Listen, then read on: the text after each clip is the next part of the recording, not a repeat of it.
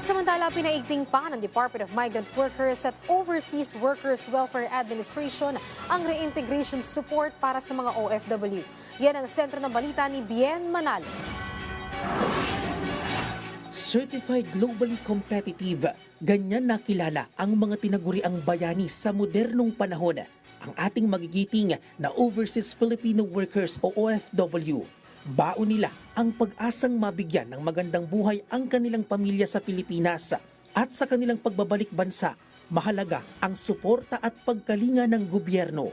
At bilang gantimpala sa kanilang hindi matatawarang sakripisyo sa trabaho sa ibang bansa, mas pinalakas pa ng Department of Migrant Workers at Overseas Workers Welfare Administration ang reintegration support para sa mga OFW.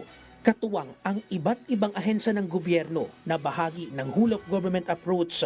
Nariyan ang kanilang programang KKK. Una na riyan ang kabuhayan, saklaw nito ang pagbibigay ng tulong pangkabuhayan para sa kanila.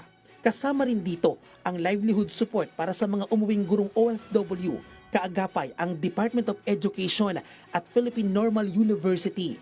Ang kalinga na naghahatid naman ng mental wellness at empowerment activities lalo tigit sa mga umuwing distressed OFW. At panghuli, ang pagbibigay ng kaalaman, kabilang na ang pagsasagawa ng training tungkol sa tamang paggamit ng kanilang tinatawag na hard-earned money o pinaghirapang pera. Ang pag-abroad ay hindi pang matagalan o panghabang buhay.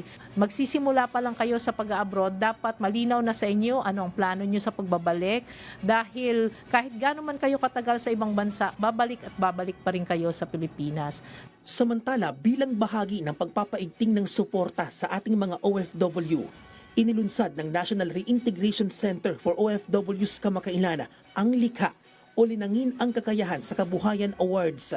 Una na riyan ang likhang kababaihan para sa mga kababaihang OFW na umuwi na ng Pilipinas. Ayon sa NRCO, may halos 200 aplikante ang nagpasa ng kanilang aplikasyon mula sa iba't ibang bahagi ng Pilipinas.